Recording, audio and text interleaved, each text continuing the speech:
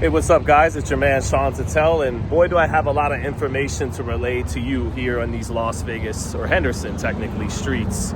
So after watching Dmitry Bivol win a unanimous decision over Zach Eifert in Russia today, dominant decision for Bivol, I decided to call Jose Benavidez Sr. because I had been reading all the reports from Ring Magazine and from Boxing Scene about the WBC's decision to make David Benavidez the mandatory now for Noel Mikaelian, as reports are coming through for the last couple weeks that Noel Mikaelian and Opetaia are closing in on a deal perhaps to fight on a ring show for the lineal and ring cruiserweight titles. So I felt in reading there, of course there was some truth there, but I wanted the whole truth, so I got the other side that was not reported from, and that's Jose Benavidez, from someone from Team Benavidez. So what Jose Benavidez tells me is shortly after beating Zittel Ramirez 4 weeks ago, he contacted Dana White. He sent Dana White a text. He sent Turki Al-Sheikh a text, and he sent Opetaia's manager, Mick Francis, a text as well to make an Opetaia fight. He didn't get word back from any of them for the last couple weeks until last night, until yesterday, when it was reported that the WBC is now mandating Benavidez for Noel Mikaelian's belt. So he tells me that, and then I had another good phone call with people close to the situation, who then informed me the reason why Jose Benavidez Sr. never received word back from those parties is because they were told after a meeting that happened with Jose Benavidez and Turki Al-Sheikh 2 years ago, that they were informed from David Benavidez that Louis DeCubas is the man to speak to when making his fights and not Jose Benavidez Sr. Now, this apparently was a meeting shortly after Artur Beterbiev beat Dmitry Bivol for the light heavyweight title. And the meeting was about making Benavidez get a shot at the light heavyweight title. Now, as one person I talked to puts it, Jose Benavidez was flown into Las Vegas to meet with Turki, and was apparently he wanted to get the PBC out of a potential fight and make a fight directly with Turki Al-Sheikh to do the light heavyweight title fight. But at that point, he had to get David Benavidez on the phone. He couldn't get David Benavidez on the phone. The person I was speaking with, the people I was speaking with, not just one person, told me he couldn't get Benavidez on the phone. David, that is, and that he was flying home. He was in the middle of a flight, couldn't get it done. They wanted to do the fight without PBC, but then that's when David informed them, hey, my father is not the guy to speak to when doing this, and a fight would have to be involved with PBC. So instead of making that fight, they went ahead and went through with doing Beterbiev and Bivol, still with the plan to ultimately get David Benavidez a shot at the light heavyweight title. That's why he appeared later in late 2025 on the Anthony Yard card.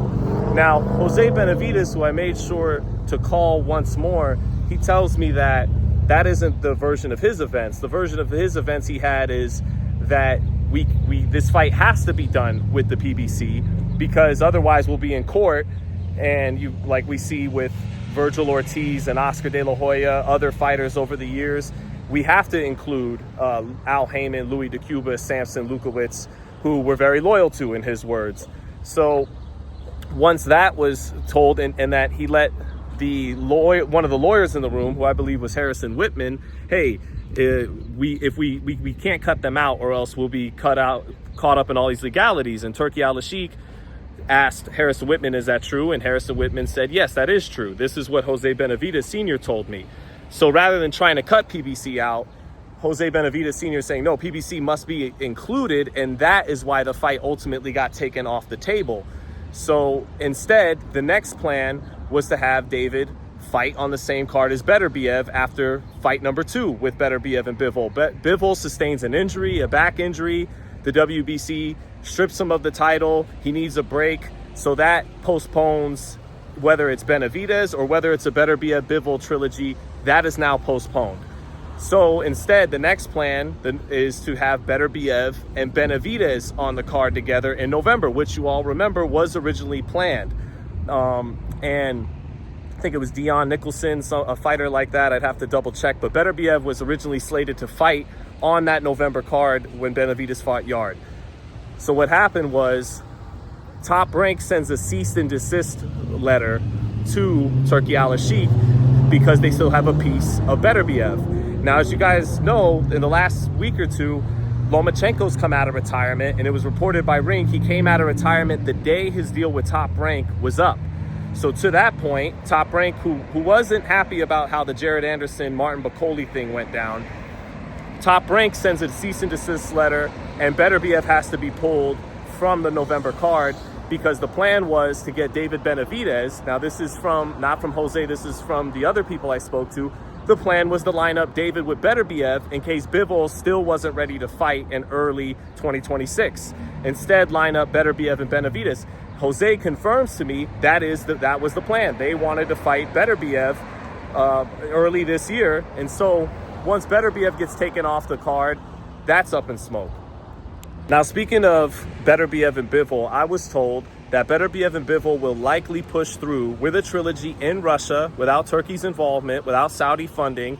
That'll be done by Umar Kremlev and the Russian boxing federation that runs IABA, IABA, for those of you that don't know, the Russian amateur boxing system, perhaps with funding from just different Russian sources, let's say. So that is what is likely to be pushed through, is Beterbiev and Bivol 3 in Russia next, okay? So that brings us to, so with Jose Benavidez Sr., perhaps, knowing this stuff, he's looking to petition the WBC, which he's done over the weekend, to get David a WBC cruiserweight title fight, because in Jose's words, their number 1 and 2 options are Bivol for the title and then Beterbiev if they can't get Bivol. But if they're fighting each other, then you move on to cruiserweight for the WBC belt. Now, people are saying that David Benavidez is ducking Jai Opetaia, but Jai Opetaia has had a fight lined up for a while with Noel Mikaelian. Remember, they took a picture at the inaugural Zuffa card, I believe, a face-off, and then it was reported a week or two ago that they were closing in on a fight as well. So what Jose Benavidez Sr. is saying, his version of events is, if I'm reaching out to Dana White in Turkey and to Mick Francis, Opetaia's manager, and getting no word back, and they're saying it's because you're not the guy that David Benavidez told us to talk to. It was for Louis DeCubas. Well, I then asked, if that's the case, did Jai Opetaia's team ever make an offer to Louis DeCubas? And the people I'm speaking to didn't really tell me whether that was a yes or a no, but did say the Noel Mikaelian fight has been long being worked anyways, right? So now that the WBC has made their decision to make David Noel Mikaelian's mandatory, Noel Mikaelian is going to have a decision to make. Is he going to want to keep his a big boy decision, which is he going to want to keep his WBC belt and defend against David Benavidez for what would be a lower purse ultimately, for what he'd get offered to fight a Turkey-funded ring show for the lineal cruiserweight title against Jai Opetaia. Now, Jose Benavidez Sr., his version of events is he concedes that this isn't really that great a mouth-watering fight. He prefers Bivol and Beterbiev and then Opetaia in that order. But he has to keep his son busy. He has to get his son some kind of option. So that's why he went to Mexico to petition the WBC to make David the mandatory at cruiserweight. So that if Bivol and Beterbiev are fighting a third time, if Noel Mikaelian and Jai Opetaia are lining it up, then he still wants to get his hands on a belt in their next fight. So that was his versions of events. Now, from the other people I spoke to, I learned, and Jose confirmed that he did speak to Jai Opetaia's manager last night, and I heard for about 12 minutes. From all the people I've spoken to, it was about a 12-minute conversation where Mick Francis is trying to hash out a timeline with Jose Benavidez, and the other people I'm speaking to, not Jose Benavidez, saying Jose was being non-committal, wasn't really being committal to a real timeline for that. But again, admittedly, there was no confirmation of a offer to Louis DeCubas, and again, there was no conversation between Team Opetaia and Jose Benavidez Sr. until yesterday. So make of all of that what you will. Sounds to me like, While I'd love to see the Bivol fight next for Benavidez, I think that's the best fight for everyone involved. And then Benavidez, after fighting a Bivol and a Beterbiev, or just one of them for the light heavyweight title, then let's get to Jai Opetaia. These are all great fights. Sounds to me like, and hopefully there's still some wiggle room here to make things happen. And it sounds to me like David Benavidez might be fighting for a WBC strap at cruiserweight next. Sounds like if it comes down to money, it won't be against Noel Mikaelian, who will be stripped and instead look to fight Jai Opetaia for the ring title. And that Beterbiev and Bivol will be fighting a trilogy in Russia. And that Noel Mikaelian and Jai Opetaia will be unifying, and David Benavidez will be fighting for a WBC belt next. Whether it's against Noel Mikaelian or not, sounds like, and it's more probability that it's not. And I think one thing, just to add this, that went under the radar is David Benavidez only has one fight left with his current promoter, Samson Lukowicz. And now this is just my 2 cents, my speculation. I wonder if Dana White and Zuffa, who apparently I was told are open to working with Louis DeCubas, Al Heyman, that what if, and from David's side too, you know, because I'm talking from David's side now, not necessarily Jose Sr.'s side, who Jose Sr. reiterated time and again his loyalty and gratefulness to Heyman, DeCubas, and Samson.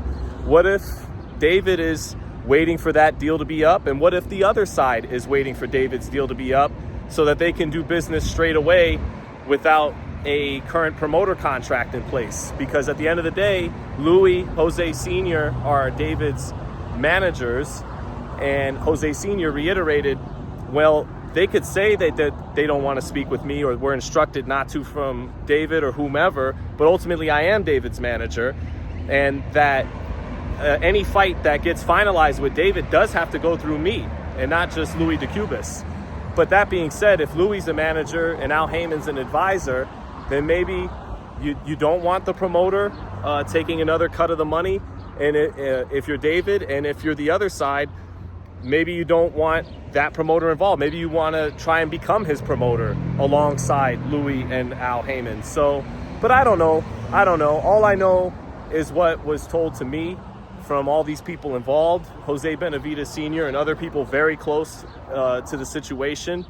And those are all the facts as I believe they are and as they were told to me from these people involved. So make of all of it what you will, but from your man here in Henderson, Nevada, that's it and that's all, and I'm out. Again, just to reiterate, just to make sure I didn't forget anything, Jose Benavidez Sr. says he has receipts, he has proof that he did reach out to Dana White and Turki Al-Sheikh and Jai Opetaia's manager shortly after the Zerto Ramirez fight, and has the text to prove it. And the other people I spoke to said, well, that's really null and void, because we would speak to Louis DeCubas about that kind of fight anyways, which we were instructed by David Benavidez to do so. They did speak yesterday about hashing out a timeline for Benavidez and Opetaia fight. The people I spoke to said they don't feel like Benavidez is scared of Opetaia, and certainly Opetaia is not afraid of Benavidez. Jose Benavidez Sr. tells me that he still would like to make a fight with Bivol as the first option, and that fight can, quote, be done in 5 minutes. But between the other people letting me know that in all likelihood Beterbiev and Bivol will be fighting in Russia for the trilogy, and Jose Benavidez believing the same thing will happen, he went ahead and pushed the WBC to make the decision they made. And that the other people I spoke to said that the Zuffa people, including Dana White, think very highly of David Benavidez, as does Turki Al-Sheikh, and they would love to make these fights happen with him. But sounds like right now may not just be the time, with Noel Mikaelian and Jai Opetaia perhaps set to fight, and with Beterbiev and Bivol perhaps set to fight as well in their trilogy. So Jose Benavidez Sr. says that's why, in part, he went ahead and did what he did for a fight he knows that isn't really going to be clamored for by fans, but he has to keep his son busy and keep him getting the best options possible, which includes title belts. So with all that said, I agree with the people who told me that Benavidez isn't afraid of Opetaia and Opetaia is not afraid of Benavidez. And then I also don't think that PBC would be able to offer Dmitry Bivol as much money as maybe in the ballpark of 20 million is what I'm hearing, that the Russian parties involved would be able to offer both Beterbiev and Bivol. So if you're Bivol and you're Bivol's team, you're going to take the most lucrative offer. Vadim's a very good manager. So if there's more money on the table for a Beterbiev trilogy at home in Russia, then they're going to look to not fight Bivol, who did kind of push away the WBC title when somebody on his team tried to offer it to him after beating Zach Efart today. So yeah, to recap, that is kind of the gist of everything. And again, perhaps we're headed towards Benavidez for another belt at cruiserweight to finish the year off. Beterbiev and Bivol 3, and Noel Mikaelian and Jai Opetaia. So catch you guys later. Maybe some things shuffle around. Maybe there's some wiggle room to make some other matchups happen instead. But that's where it feels like and looks like we're headed right now. Peace.